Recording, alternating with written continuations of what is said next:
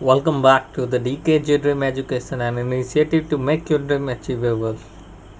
आज का हमारा टॉपिक है FDI advantage, disadvantage and FDI routes in India. इससे पहले कि हम आगे बढ़ेंगे, आप लोगों से बस इतना कहना चाहते हैं, जो आप इसको जितना ज़्यादा से ज़्यादा हो सके शेयर कीजिए। वीडियो पसंद आए, कंटेंट पसंद आए तो लाइक कीजिए। बाकी शेयर करके उन लोगों तक पहुंचाइए जिनको बहुत ही ज़रूरत है एक अच्छे कंटेंट की for clearing UPSC civil services examination. Let's begin with the topic FDI का क्या बेनिफिट है, प्रोज क्या है, कॉन्स क्या है। प्रोज में आ गया इसका डाइवर्सिफाइड इन्वेस्टर पोर्टफोलियोज। इन्वेस्टर का पोर्टफोलियोज डाइवर्सिफाई करता है, मतलब इन्वेस्टर का पोर्टफोलियो एक कंट्री से दूसरे कंट्री, दूसरे कंट्री से तीसरे कंट्री, तीसरे कंट्री से चौथे कंट्री डाइवर्सिफाई करता है। Promote stable long term lending, ये एक FDI foreign direct investment promote करता है। एक long term lending, long term loan या फिर लॉन्ग टर्म इन्वेस्टमेंट प्रमोट करता है। ये फॉरेन डायरेक्ट इन्वेस्टमेंट फाइनेंस एक तरह से फाइनेंस प्रोवाइड करता है डेवलपिंग कंट्री के लिए to develop technologies. Foreign direct investment के द्वारा टेक्नोलॉजीज मिलता है डेवलपिंग कंट्रीज में। कॉन्स क्या है? Not suitable for the strategically important industry, जो स्ट्रेटजिक इंडस्ट्री होती है जैसे इसरो, ये सब ऐसे इंडस्ट्री जो एक स्पेसिफिक स्ट्रेटजी पे चल रहे हैं, एक स्पेसिफिक मिशन, ये फॉरेन डायरेक्ट इन्वेस्टमेंट सुटेबल नहीं है। क्योंकि अगर उसमें फॉरेन डायरेक्ट इन्वेस्टमेंट स्टार्ट हो गया तो वो चीज़ को कैप्चर करने की कोशिश करेंगे बाहर वाले लोग। इन्वेस्टर्स में हैव लेस मॉरल अटैचमेंट। अब इन्वेस्टर इसमें ये नुकसान क्या है, जो इन्वेस्टर को सिर्फ अपने प्रॉफिट से मतलब होगा। मॉरल कंसर्न क्या है, नहीं है, उस कंट्री के से रिलेटेड उससे कोई मतलब नहीं होगा। Unethical access to local market पे अनएथिकल एसेस हो जाएगा, मतलब ज़्यादा से ज़्यादा अगर फॉरेन इन्वेस्टमेंट करके वो पूरा मार्केट कैप्चर करना चाहेंगे तो लोकल बिजनेस ओनर्स हैं उनको दिक्कत होगा। इन डिटेल हम लोग देखेंगे एडवांटेज और disadvantage. Advantage of foreign direct investment, first it is economic development stimulation. Foreign direct investment can stimulate the target country's economic development and creating a more conducive environment for us as the investors and benefits for local industry. अब देखिए, ये foreign direct investment हमारा जो developing country होता है उसका economic जो सुधार होता है उसमें बहुत ही फ़ायदा करता है। फॉरेन डायरेक्ट इन्वेस्टमेंट से हमारा इकोनॉमिक डेवलपमेंट होता है। उससे क्या होता है, जो बहुत ही ज़्यादा अच्छा एनवायरनमेंट बन जाता है। कंपनी खासकर लोकल इंडस्ट्री को ज़्यादा बेनिफिट मिलता है। Easy international trade, commonly a country has its own import tariff, and this is the one of the reason why trading with it is quite difficult. Also, there are industries that usually require their presence in international market to ensure their sales and goals will be completely met. With FDI, all these will be made easier. अब foreign direct investment से क्या हो जाता है, international trade में आसानी हो जाती है। उसको कंट्री का एक अपना इंपोर्ट टैरिफ होता है, और जिस कारण से ट्रेडिंग बहुत ही डिफ़िकल्ट हो जाता है। लेकिन जब फॉरेन डायरेक्ट इन्वेस्टमेंट हो रहेगा तो कंपनीज से ट्रेडिंग आसानी से होने लगेगी। अब बहुत सारे ऐसे इंडस्ट्री हैं जो अपना इंटरनेशनल प्रेजेंस दिखाना चाहते हैं, अपना सेल्स, अपना टारगेट, अपना गोल अचीव करना चाहते हैं, तो उसके लिए ये फॉरेन डायरेक्ट इन्वेस्टमेंट एक पाथ बन जाता है इंटरनेशनल मार्केट में अपना नाम कमाने का। Employment and economic boost. Foreign direct investment अब नया जॉब, नया investors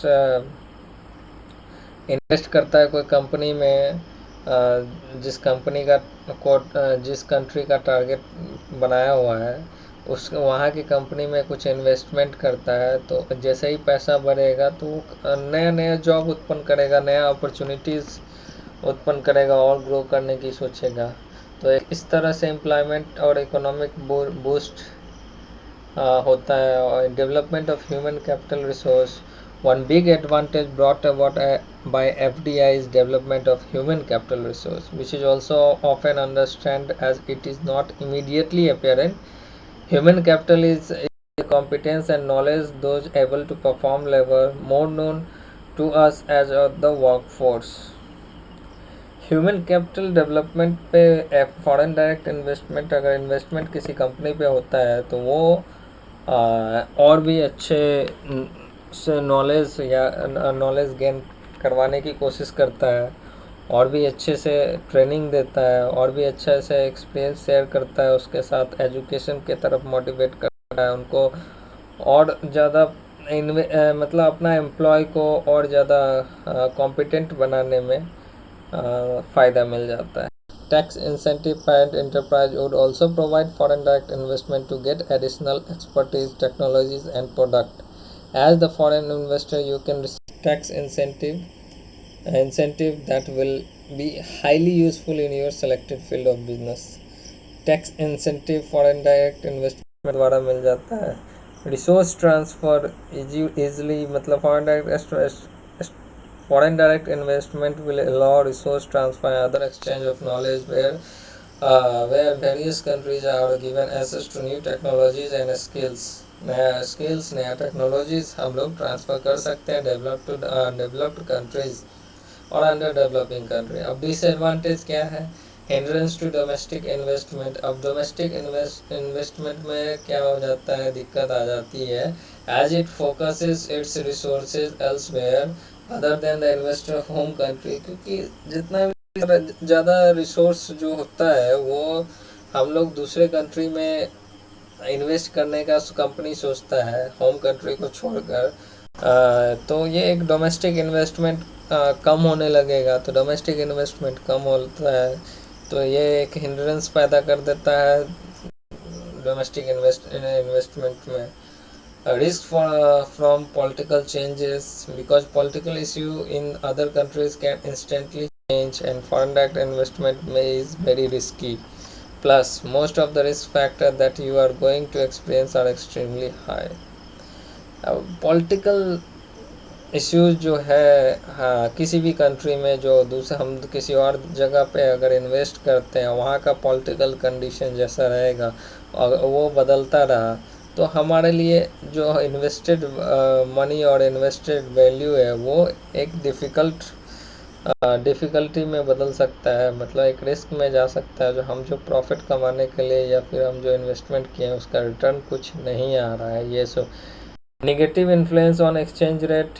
Foreign direct investment can occasionally affect exchange rate to advantage of one country and a determinant of another. Advantage मिल जाता है एक कंट्री को जो अपना एक्सचेंज रेट जो है, मतलब फॉरेन डायरेक्ट इन्वेस्टमेंट्स के द्वारा एक्सचेंज रेट में हम लोग इन्फ्लुएंस कर पाते हैं। Higher cost. If you invest in some foreign countries, you might notice that it is more expensive than when you export goods. अब कुछ फॉरेन कंट्री में इन्वेस्टमेंट करने के बावजूद भी बहुत सारा मतलब एक बहुत एक्सपेंसिव है। So it is imperative to prepare sufficient money to set up your operation. Operation को करने के लिए एक sufficient मनी की ज़रूरत पड़ जाती है. Economic non viability. Considering the foreign direct investment may be capital intensive from point of view of investor, it can sometimes be very risky, economically non-viable. Expropriation. Remember that political change can also lead to expropriation, which is the scenario where the government will have control over your property and asset. किसी ने foreign direct investment company पे किया और वो political कुछ changes के कारण वो कंपनी को कैप्चर पॉलिटिकली कर लिया गया, तो उसका एसेट और प्रॉपर्टी दोनों गवर्नमेंट यूज कर सकता है, गवर्नमेंट के अंदर आ जाएगा और वहाँ पे उसका जो प्रॉपर्टी और एसेट है वो किसी इन्वेस्टेड पर्सन के लिए नहीं रहेगा, वो एक गवर्नमेंट के लिए हो सकता है. तो ये एक रिस्क फैक्टर है. ये सारे डिसएडवांटेजेस हैं फॉरेन डायरेक्ट इन्वेस्टमेंट के. अब India foreign direct investment status. India का क्या स्टेटस है? ये नंबर 1 कंट्री है जो फॉरेन डायरेक्ट इन्वेस्टमेंट को अट्रैक्ट करने में. India receives highest ever FDI in 2015-16. FDI increased by approx 42% from June 2014 to March 2016. Rank 9 UNACTAD world investment report 2015 में. FDI reforms and liberalisation touching 17 major sectors of the economy. Opening key sector for FDI: railways, defense, insurance and medical devices. अब roots क्या है? FDI का roots in India क्या है? एक तो है 100% FDI permitted through automatic route, पहला category. Up to 100% foreign direct investment permitted through government route. और तीसरा कैटेगरी है ऑटोमेटिक प्लस गवर्नमेंट रूट के द्वारा 100% FDI permission. Automatic route of FDI में क्या है? In automatic route foreign entity does not require prior approval of government और or the RBI. Automatic route में क्या होता है? जो गवर्नमेंट से हमको कोई अप्रूवल नहीं चाहिए, हम डायरेक्ट किसी चीज़ में इन्वेस्टमेंट कर सकते हैं, या आरबीआई से हमको कोई अप्रूवल नहीं चाहिए. जैसे मेडिकल डिवाइस में हम 100% इन्वेस्टमेंट कर सकते हैं without any intervention of government. Thermal power में service under civil aviation service such as maintenance and repair organisation. Insurance में 49% है. Ports and shipping, railway infrastructure, pension up to 49% है.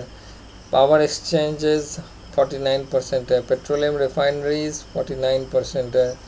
अब गवर्नमेंट रूट क्या है? Under government route the foreign entity should compulsory tax the approval लिया जाता है.